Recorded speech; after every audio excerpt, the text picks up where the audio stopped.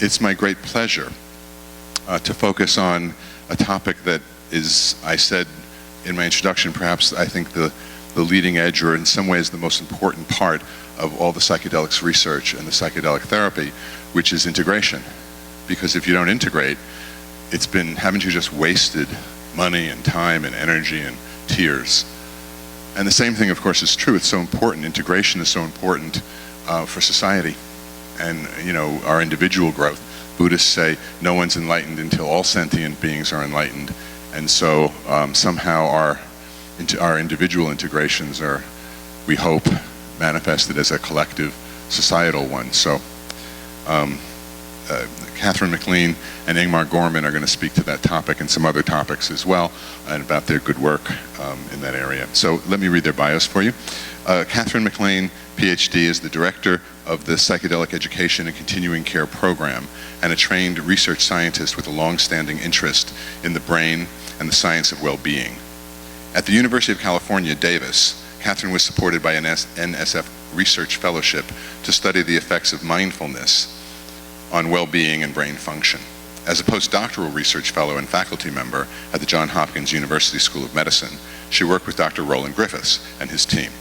Her research on psilocybin and personality change suggests that this class of medicines may play an important role in enhancing mental health, promoting emotional well-being, and creativity throughout the lifespan. Her current focus is the role of psychedelics and meditation in preparing individuals for end of life and healing trauma related to grief. And if you'll bear with me, I'm going to read you also Ingmar's bio. Ingmar Gorman, MA, is a doctoral student in clinical psychology at the New School for Social Research. After receiving his BA from the New College in Florida, Ingmar served as a research assistant at the Prague Psychiatric Center and later at the Memorial Sloan Kettering Cancer Center. He received clinical training at Mount Sinai Beth Israel Hospital, Bellevue Hospital, and at the Columbia University Center for Psychoanalytic Training and Research. He's currently at Bellevue Hospital for his clinical internship. Ingmar conducts psychotherapy research in MDMA-assisted psychotherapy for PTSD at the Multidisciplinary Association for Psychedelic Studies, that's MAPS, of course. He's also the administrative director of the Psychedelic Education and Continuing Care Program at the Center for Optimal Living, a setting where clients may speak about their psychedelic experiences and gain psychotherapeutic support. It's one of the few places I know of that's oriented towards specifically people who've been having psychedelic experiences can come to a safe place, not to do the psychedelics, of course, but to talk about the experience and to then perhaps access assistance if they need it. Clinicians can also turn to this program to learn how to best work with patients who have a history of psychedelic use, to understand what are the potential benefits and risks associated with these substances and how to provide optimal care. Ingmar's primary interests include psychotherapy variables in drug-assisted psychotherapy, therapist training, psychoanalysis, and integrative harm reduction psychotherapy for substance misuse. So I will turn you over to Ingmar and Katherine. Thank you very much for joining us today. I have to say we were promised comfortable chairs, but we're going to do our best. It's such an honor to be here with all of you, with Ingmar, talking about this really exciting work we've been doing for the last almost exactly 1 year. And in the audience are so many people that we've been working with, including Andrew Tatarski, who is the director of the Center for Optimal Living. And the story of how the psychedelic program came to be is actually intimately connected with Horizons. So 2 years ago, I was speaking about my research at Hopkins, and I had actually just left my faculty position. So I was in a bit of a free fall. And I reached out to Andrew, and in a conversation said, I really want to keep using the skills that I developed while working at Hopkins, but I don't have a license, I'm not a trained therapist. I don't really know how I can work with people, and I have no interest in underground therapy. And Andrew said, well, I have a strong interest in this field, and I have a whole center that really is calling for something like this. And I have a whole team of therapists who could really support you in working with people. And so, of course, if it were just left up to me and Andrew, because we kind of have the personality type of getting drawn into all sorts of different things, who knows what would have happened. But thanks to Ingmar being pulled into the conversation as well, and having his own personal interest in getting a very similar program started, and the persistence and the very kind of hard, dedicated, serious approach to what is needed to launch a program like this here in New York. It actually all ended up coming together, and we launched the Psychedelic Education and Continuing Care Program 1 year ago here in New York. And so it's a really nice story about what a kind of a birth that came out of Horizons, and now that we're looking ahead to the next 10 years, it's exciting to think about what more could come when something like this only took basically 2 years. We have lots of information for you on our website that you can look at afterward, but today we're going to try to take you kind of deeper into our motivations and our perspective on what we're offering. Something that I'd like to say right up front, people always ask us, what is psychedelic integration? Like, what are you doing? What's your protocol? What's your agenda? And this is all very new for us. So we have our own experience with integration. We've kind of picked up little pieces of wisdom here and there, but we're learning, and we're inviting in all sorts of people and people who've been trained in all sorts of different traditions in a very collaborative, group-centered, inclusive kind of approach, so that we can learn how to best provide this thing called psychedelic integration for the community. And it's about attracting people with their own experience and wisdom to teach us about what's needed, and for the community members to tell us what they need. Andrew calls this a philosophy of abundance. When I asked him earlier today exactly what term he used, he couldn't remember, but it really stuck in my mind. So this term of abundance, that the more people that are called in to contribute, the more space is actually created for everyone to feel like they're getting what they need out of it, and that we're not here at the top telling everyone what integration is like. So we offer education, we offer training workshops, individual therapy, and community-based drop-in groups on a monthly basis. And so Ingmar will talk a little bit more about the integrative harm reduction psychotherapy approach that's offered by the center, and then we'll kind of go into a little bit of Q&A. Yeah, so I just want to speak to how the Center for Optimal Living was a really rich base for our program. And just briefly to say that, you know, in terms of the technical aspects of it, you know, it's a CBT combined with dynamic conceptualization and mindfulness techniques combined into psychotherapy. But what really is important is actually, it's about a non-judgmental approach to people's substance use. And generally when we think about substance use, we think about substance misuse or substance abuse. And this is a community of people who are very, very stigmatized. And I think amongst people who use psychedelics, there's a similar kind of stigmatization. And so having a place where a person's relationship to a drug or multiple drugs are explored rather than something to be done away with, it naturally lent itself to doing some sort of psychedelic integration work. Great. Okay, so this next portion, I will be asking Ingmar questions, and none of them are trick questions. He knows all of the questions that are coming up. We do have some slides. This is from our launch event a year ago. That's Andrew up there at the podium. And before we continue, we just want to acknowledge the amazing team of people that is supporting us. And there are actually a few faces missing. Our amazing web and graphic designer, Kaini Sanders, is actually in Korea. So she responds to emails in the middle of the night, but not this morning when I asked her for her image. So she should be up here as well. But we have an amazing team of people, some faces that you recognize from today. We wanted to create a kind of dream team of people who know way more than we do about psychedelic research, clinical practice, psychotherapy, and integration. We couldn't get everyone, you know, it's like, I think eventually this slide will have 20 more faces on it, and everyone will be involved, so we'll kind of be like the Switzerland of the psychedelic community. Neutral territory, everyone gets to visit and hang out with us, and then go back to their territories. What I want to also point out is there are some people here who are much more in the indigenous shamanic world, and we feel like that we could not have launched a program like this without having that as an integral part of our advisory board. And so we take that very seriously, from the mental health field to doctors and also indigenous healers. I think that's all I want to say about that.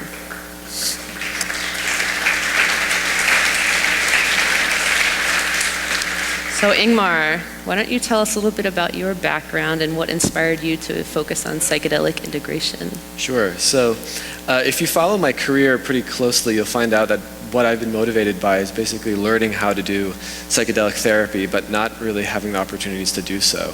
So very briefly, I'm talking about now 10 years ago, 8 years ago, looking at a follow-up to LSD research in the former Czechoslovakia. It was a way for me to talk to mental health professionals about their experiences, not just to do the science, but for me to maybe pick up on something that they were doing, to learn about how I could do something similar one day.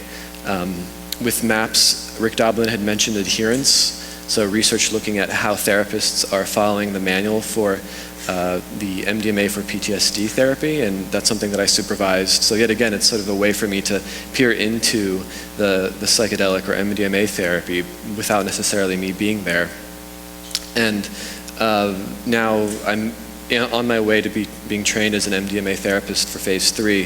So it's getting closer and closer and closer, but that's something that it's always been my primary motivation. And that's also here in this program too, with the psychedelic program. It's this idea that, well, we're not giving people psychedelics, but what we can do with people who are choosing to do so or are maybe considering it, we can make sure that they're investigating this or doing this in the safest way possible and in a way that can minimize harm and potentially maximize the benefits of it. Great. I wonder if you could take us into what a typical psychedelic integration therapy session looks like when you're working with an individual. The answer to that question really is that there isn't a typical psychedelic or integration session. So this kind of bumps up against a little bit of several different thoughts that I have. One important thing is to think about it not being sort of a one-size-fits-all approach. And I want to really encourage people to think about the different sorts of level of functioning that a person may have when they are maybe pursuing integration work. There's people who are coming who may be wanting to engage in personal growth, and there may be people who have some serious psychiatric illnesses or disorders that may need assistance. And so I think the therapy needs to kind of reflect that. So I think perhaps there's this thought that, well, integration is just really about allowing a person's inner healing intelligence or their intuition or their process to unfold. And I think that's an absolutely essential aspect of psychedelic therapy, of integration. However, I think you have to also be very careful about what kind of person you're working with. And so when we're talking about individual integration work, I think assessment, diagnosis, and having a formulation about what you're doing and who you're working with is really, really important. I know this may not be something that we're typically thinking about when we're thinking about other kinds of approaches to integration, but this is sort of the way that we at the program, in terms of approaching individual work, that's how we think. So a thorough history, thinking about trauma, of course, and not just trauma that is interpersonal or traumatic events, but also maybe potentially how trauma could be a component of a person's psychedelic experience. If it was very scary, or in some rare and very unfortunate cases where people were taken advantage of while under the influence of the psychedelics, which sometimes, unfortunately and very sadly, happens. In terms of what an integration session might look like, there are many different components to it, and one of the ones that I really like to think about is integration as an unfolding process. So it's not like this is something that happens once after a person uses a psychedelic, but it's something that continues to unfold. A person's sort of thoughts and feelings and their growth takes a lot of time. And in that way, it's really important, I think, to be able to think about a person's life and what they're presenting with, but at the same time kind of being non-directive, because you don't necessarily always know what is best. And that's something that Katherine had alluded to in the beginning of this talk. Sort of, we don't necessarily see ourselves as experts. We kind of see ourselves as somebody people who are kind of cushioning this person's process. And then, of course, maybe before we switch to another question, embodying a person's a teaching. So whether that be through practice of meditation or some physical exercise or music, some way to kind of hold on to the experience. I remember, I think it was Bill Richards who had, in one of his talks, had this really great comment. One of the participants in one of the psilocybin studies said, how do I make this last? And he says, do everything that you can. And that's something that I really hold on to and think about. So I think when we were originally conceiving of what this program would be, we were thinking about where are we now, but also how do we create something that can easily evolve into the future, whether or not psilocybin or MDMA is rescheduled, whether things are decriminalized, whether you can have it as a prescription or not.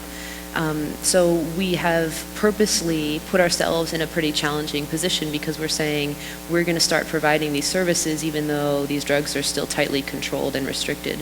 And so I wonder if you could talk a little bit about the challenges that you see as being a psychotherapist about working with psychedelics in an environment where psychedelics are so tightly restricted and illegal. Well, the thing that comes to mind the most is really some of the sadness that I think I experience as a therapist working with people, because people are using the psychedelics or MDMA under less than optimal conditions for what they want to do. I mean, if the aim is to have some sort of therapeutic effect, we believe that the best way to do that is in the presence of therapists in a controlled setting. And that's simply that is not available outside of the research setting. And like I said, or what I want to really emphasize, our program isn't about giving people psychedelics or connecting them to underground psychotherapy. We don't do anything like that. And so what happens is that I or my fellow team members find ourselves with people who are trying to get better. And sometimes it's very difficult to kind of sit there and really feel the sort of their suffering and also the limitations of where things are at currently in our sort of political climate, but also with the hope that may change. Yeah.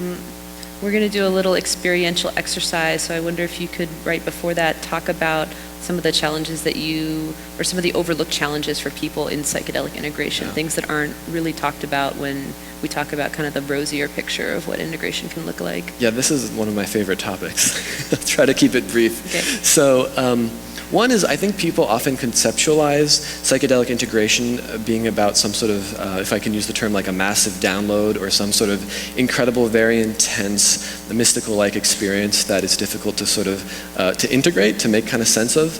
And so far with the people we've seen, that seems to be less the case and more about really the day-to-day. Things about navigating relationships or, just sort of day-to-day things that aren't necessarily mystical in a way. And another piece of that is... Well, you were talking earlier, something that stuck out when you were talking about working with individuals is just if someone's in therapy, the change happens so gradually, but so they can kind of integrate it into their relationships, and it's not such a shock to their family or their friends when they're a totally new person. But so if we want to conceptualize psychedelic therapy or MDMA therapy as something that makes psychotherapy more rapid, then and if it truly does work and there are rapid changes, it doesn't allow for example, like the family system to necessarily accommodate that change, and the family system may be sort of working towards an equilibrium or status quo, and maybe actually potentially working against a person's improvement. So an example of this, to make it a little bit more real, would be a woman who has a husband who has PTSD, and she experiences improvement, but the husband, his role in the family has been the provider and the caretaker. And what happens now when the woman no longer needs that kind of support anymore? What happens to the husband whose role has now changed? And that can be positive, but it can also create some other things, some negative responses, and I think that's part of the integration work as well. And the other thing that I might mention is also if we dynamically kind of conceptualize partly symptoms as being a defense or something that's a coping mechanism. If somebody, say through MDMA therapy, begins to see through their, say, maladaptive coping mechanisms, but there may be a period soon after the MDMA therapy where the person begins to feel sort of some of the symptoms, maybe like like activation or hyperarousal associated with the PTSD, but can kind of see through the coping skills that they used. I think it's really important to provide people with new coping skills so that they can handle these different things that are coming up for them. Great. Okay, so it's the end of the day, and we've been spending most of the day kind of from our neck up. And now we're going to get into our bodies, and we're going to do a little experiential exercise that's going to require everyone to actually participate. So I want you to put both of your feet on the ground and sit upright.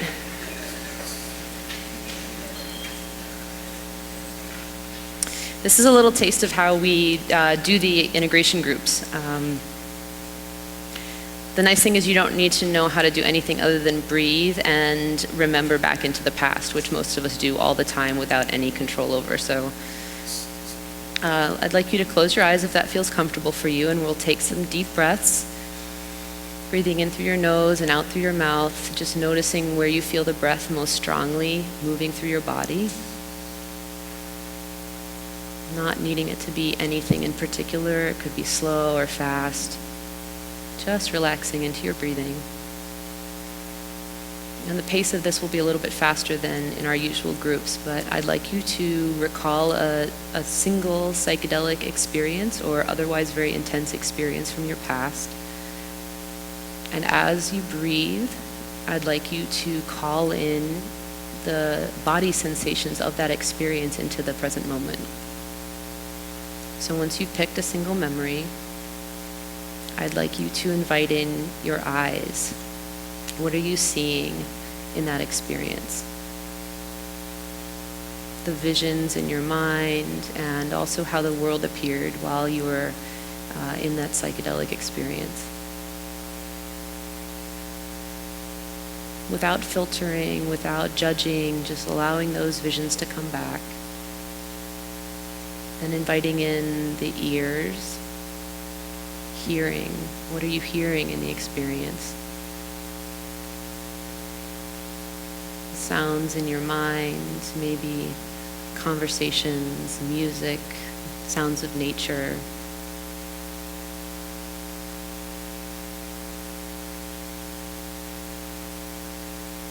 Very importantly, not thinking about hearing or thinking about seeing, but inviting those body sense organs to re-experience their part in the memory.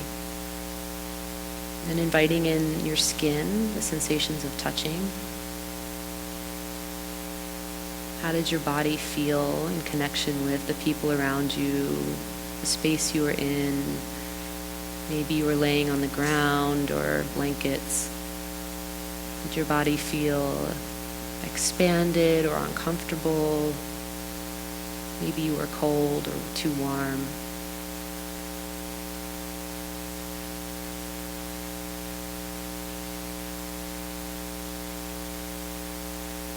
Then inviting in the nose, smelling.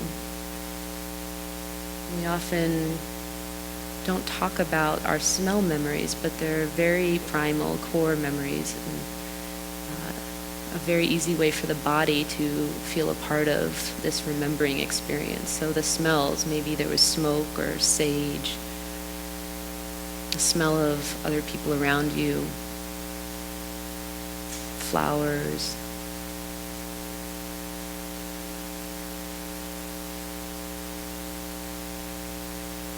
And the mouth, the sensations of tasting. Maybe you were more sensitive to the normal taste of your own saliva. Maybe things that you were eating tasted different, or you were more sensitive, so allowing those tasting sensations some space right now.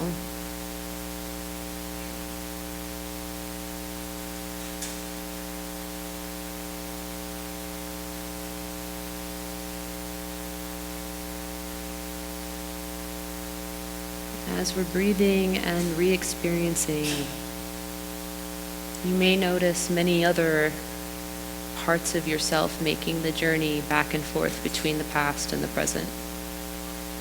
We are creating a bridge that the body can recognize through these sensations, allowing them all in, knowing that you are safe right here.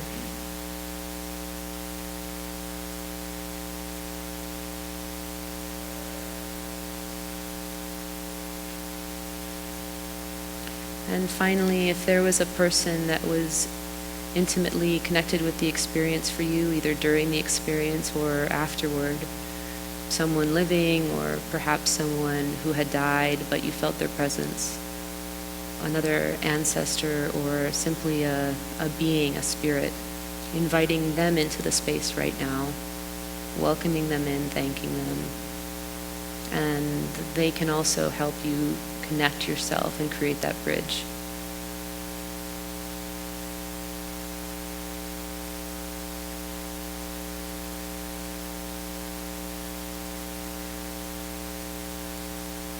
And as lovely as it would be to do this for the rest of our time up here, I will ask you to take some deep breaths and open your eyes when you're ready. And we will attempt to go back to our normal programming. Thank you, everyone, for doing that with us. Okay. So now I'm going to ask Katherine a few questions. So we've been doing this, like you said, these groups for about a year now, and I'm wondering, from your experiences in these groups, what have you noticed? What has stood out? Yeah, so part of that experience that we all just shared together is how we start every group, and we help people connect as much as possible with their direct experience. And our philosophy is that each person is the expert of their own experience. And what I've found in facilitating these groups is that the more that I help create a safe container and help people connect with their own experience and then really get out of the way and only step in if things kind of start to go off track, people feel held and they feel safe to speak about their direct experience.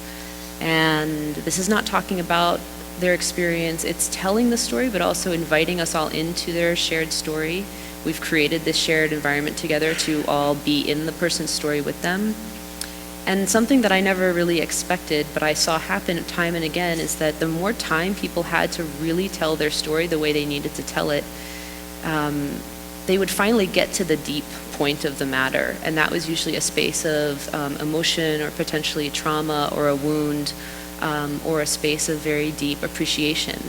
And it's taken a while, I think, me as a facilitator and also the groups to feel comfortable. But after many months of doing this, people are really starting to open up into these very deep emotional, spiritual spaces in a way that they feel safe and seen by everyone else in the group. And it's really amazing to see. And it's kind of like I learn something new every single time I'm in the groups. And I feel lucky that I just get to be there facilitating, and the less I think I know about what's going on, the more people are able to really connect with that direct experience. Do you maybe want to say a few words about maybe your kind of personal connection to the work, maybe what brought you to it, or something that has kind of inspired you? Yeah, I mean, there's so much in my own personal life that led me through my own path of integration. But the starting point with psychedelic integration began with the work at Hopkins as part of the spiritual practice study. I was one of the head researchers and session guides, but I also had the honor of working with Mary Casamano, facilitating the high support spiritual groups where people would come every other week, and everyone who had a high dose experience would come together in a group, a small group, and talk about their experience. We had kind of exercises that they would do around spiritual practice and awareness. And I saw some really amazing stuff come out of that group process. So this is a ripple from that work. And it's a ripple that has widened and become, I think, less top-down. Since we're not doing a research study, we don't have any particular interpretation or set of integration practices that we need people to do or want to kind of move them in that direction. So instead, we just kind of get to open up the space and learn from people telling their own stories and asking questions like, how do I do this? You know, one person asked me, how is DMT not like being a corporate lawyer? I was like, that is a very good question, and you should keep asking yourself that question because I don't know the answer. And so that's been a real, I think, inspiration for me is that past, but also more recently, one of my teachers who's also on our advisory board, James Lohr, is talking about how integration involves the individual, the community, and also the cycles of nature. And so most of the psychedelic work focuses on the individual, a little bit on community. We're entering at the point of the community and then helping kind of weave back and forth, ideally between the individual and these cycles of nature. But of course, we're in the middle of Manhattan, and the cycles of nature are sometimes less apparent. So we're still kind of working on that piece. How do we connect people with something much, larger than themselves and their community? I think we're almost at the end. Okay, yes. Okay, so you wanted me to tell us, everyone what's going to happen in 10 years. So I have a little plan here about what's going to happen 10 years from now. So we are already starting it. We're going to be moving into a new space. The Center for Optimal Living is going to be right next to Grand Central, basically, right in the heart of the city. And we're going to have our own, it's awesome. And Andrew's super excited. This was happening kind of in parallel with the program. And so part of that space, in addition to therapy offices and a really nice little waiting room, is a larger group space that we're going to leave open rather than dividing up into therapist offices, so that we can do more small group work, we can do body-based work, we can do meditation and yoga and sound journeys and trance rattling and holotropic breath work and everything but the drugs. And so it's going to be really awesome. It's going to be a sanctuary in the heart of the city, and it will be a perfect place to see all of this through at least the next 10 years. And we see that place as being a hub for many different allies and psychedelic ambassadors and people from all different walks of life to come and help us learn and to teach others. So we want this space to be a communal resource that benefits the program, benefits the center, helps our clients and our guests, but also is a place for all of you to come and share what you know. And since it's our space, we can do what we want with it, and it's really, really exciting. And so I think that the future is going to include a lot of little places like that all over the country. I hope with as little regulation as is needed to maintain safety and as much freedom and access as possible. And I imagine a really exciting future, and I hope a lot of it is focused right here in this amazing city that we're in. So, Thank you. Thank you so much, you guys. Thank you. okay. Thank you. And so when we all are legal and rescheduled, and it's 10 years hence, you guys are going to have a lot of experience in a whole infrastructure and training and understanding of this process in place to hit the ground running. I'm very excited about that. I hope you expand. I hope you become the McDonald's of some sort of franchise model where you expand like mushroom spores. All right, questions and some answers. My name is Nick. Really appreciate your guys' talk. It kind of echoed a lot of the frustration that I've been feeling throughout this. I'm hearing a lot of optimism, but as a recent master's graduate, I kind of find myself feeling like, how do I get involved in what you guys are doing? Psychedelic therapy, integration therapy, things like that. How does somebody like me go about getting involved? My first encouragement would be do you live in New York? Please come to one of these groups and bring people that you know. We are trying so hard to reach out to people. Bob Jesse was sharing with me earlier today that there's this idea of attraction, not promotion. We believe that what we're offering is needed in the community, but we don't want to be pushing anything on anyone. So it really depends on all of you actually coming to some of the events that we're offering, whether it's the monthly drop-in groups, which are only $20, $25. It's really low bar for entry. Bring people who you think might be interested. They don't have to have psychedelic experiences. We'll be offering more small groups. You can try out the individual therapy too, if that's kind of, so you're learning more about the therapist side of it by actually doing the therapy yourself. We have a training workshop coming up that's all day long on October 22nd in collaboration with Sarah Gale from the Zendo Project, MAPS. But we need the community to show up so that we learn better what we can provide. And I think in terms of how you can get involved, I don't know if Ingmar can speak more to that side of it with. Well, I guess just to echo what Katherine had said, so when I was in Prague at the Beyond conference and I led a little integration group there, with the intention of it being able to spread. So we very much like other groups like ours, and they do exist in other states, but we think it's important for it to spread. At the same time, I think, the tension between peer support and somebody who has spent a very long time studying these topics, I think there's a tension there. And being an MA student, I don't know what you're studying or what your field is in, but I think it's really important to be able to be a good diagnostician, to be also equipped with the tools to help somebody with whatever they're working with. And then a different role is maybe being in a group and providing peer support. So there are different avenues of doing it, but I kind of fall down on a little bit of the stricter side in terms of individual work and really having kind of a training to be able to do that. So pursuing that. But yeah, even just coming to the groups, I think you'll get a much better sense of kind of our approach, and it's an amazing community of people that are already showing up, and we think that that's just kind of the tip of the iceberg, that there's a lot more people who are interested, have things that they want to share, are unsure about, and we're hoping that if every one of you, if you can, comes to one of these groups and brings, tells two other people or brings someone with you, then it'll kind of start to spread more organically, and we can, I think, learn more how to best address these needs. Excellent. Hi, actually first I'd just like to say that I was for several years a therapy patient at Optimal Living, and they do absolutely wonderful work, and it's a wonderful place to check out. As an aside, you mentioned quite a few times about this being a New York City thing. I currently work with indigent individuals who have severe psychiatric disabilities, and one of the major public health issues facing New York City right now, a little bit worse last year, is the use of synthetic cannabinoids, very often leading to hospitalization. And what I'm finding with a lot of my population is there's a big problem where essentially they end up in the psychiatric emergency, and then they end up in inpatient, and it takes them a very, very, very long time to stabilize after major K2 experiences, partially because that setting and the individuals who work in that setting are totally unprepared to help people integrate these sorts of experiences. And I was wondering if you'd be interested in helping to bring that to some of the city and state hospitals to kind of, that is a very big issue in New York City right now, and you guys have a wealth of knowledge that isn't really being tapped.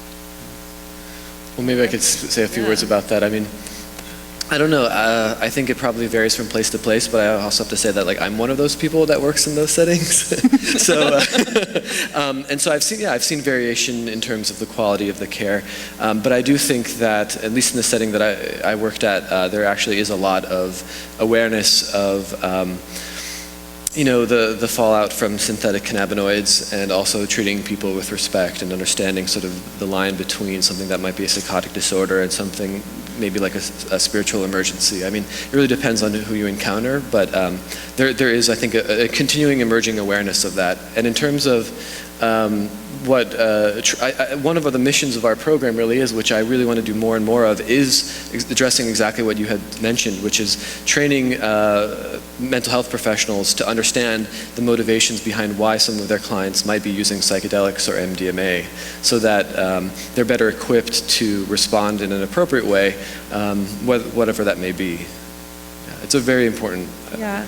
I don't know. I guess the part of your question is kind of how can the trained professionals get more okay going into these wacky places with people? I mean, so,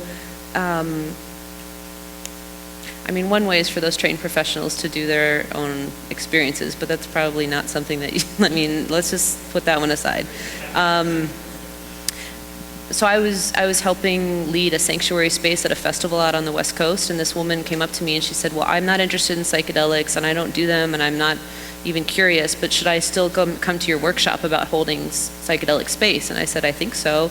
And she sat through the whole thing and she said, what you guys are describing and illustrating of how to be with people and how to hold space for people applies across the board to all these different environments. And so maybe some of the people you work with would love to come to one of our workshops, where some of what we're talking about is very specific to psychedelics, but a lot of it could be applied more broadly to really intense psychiatric situations, and how to do harm reduction and holding space and working with integration. So, but if you have ideas in particular of how we could help educate and create that connection, I mean, we'd be all for it. Absolutely. I was just wondering if you could speak a little bit to any sort of utilization of the creative process through some of your program.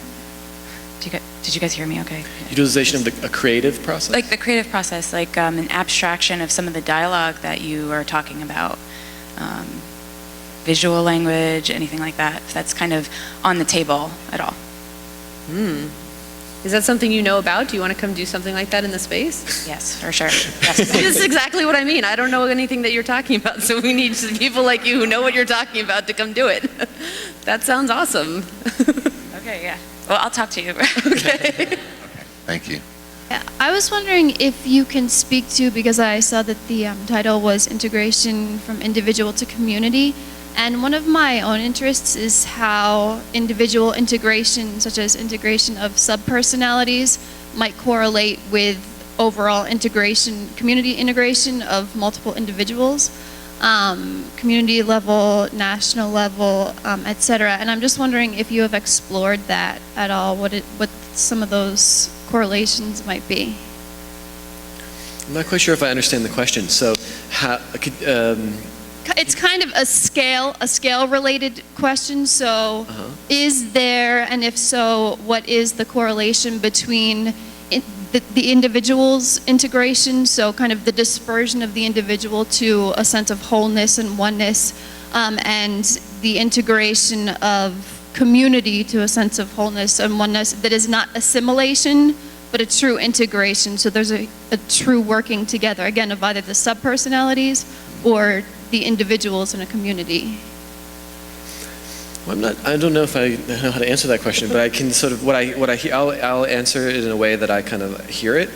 And that's sort of the reflection of society in the people that we see. And I think that's very true for our groups, that in some ways we, I think, have like our finger on the pulse of at least what's happening in New York City. And New York City is a very unique environment, but in terms of the substances that people choose to use and how they go about using them. So particularly, I'm thinking about ayahuasca, or I'm thinking about microdosing, things that are sort of shifting. And you know, I guess our approach to that is, it depends, but I think it's really the group coming together to help each other. And sometimes they know more than about, they are better supports than we are for them as the leader. Sure. I mean, something, I guess, maybe there's a kind of subtext to your question. I'm not sure I understand all parts of it, but there was a panel recently led by one of our advisory board members, Dimitri Moujanis, and about psychedelics and race. And we wanted to continue the conversation that he started with this question: why is the psychedelic community whiter than the Tea Party? And when all of these traditions come from people who most of them don't have white skin. And so where are those people? Where are the voices? Why are they not up in front of, big crowds? They're doing a lot of the actual healing, ceremonial work with communities that we haven't really created those bridges with. And so we are continuing that conversation in the best way we can through one of our groups coming up in December. It's on psychedelics and social change. And we're actually asking, I think part of the question you're asking, which is, so if an individual becomes more whole and well and more integrated, so what? Does that actually impact anybody around them? Does it impact these systemic problems of violence and racism and sexism? Or does it just make a lot of really kind of now psychedelically infused egos more egotistical, so that they're just like feeling better in their little bubble? It's an open question for me. I don't know. I mean, I see lots of people benefiting from psychedelics, and I haven't, maybe it's not as obvious, but I haven't seen as much shift in the kind of these broader, more systemic problems. And Dimitri talks about a structural analysis that certain plant medicines with certain ceremonial rituals can actually take you out of your little individual kind of idea about what your mind and self is. So rather than just integrating your idea of what you are, you're kind of breaking open that idea and and sending those shoots and connections out into the world. But I don't have an answer, and I think we're trying to explore that. And if our program can be a part of extending things from the individual out into the community to actually affect change for people who have never heard about psychedelics and don't even care about them, I think that that would be a huge contribution. Thank you. Thank you so much. Katherine MacLean. Thank you, everyone. Ingmar Gorman, thank you so much. Thank you both.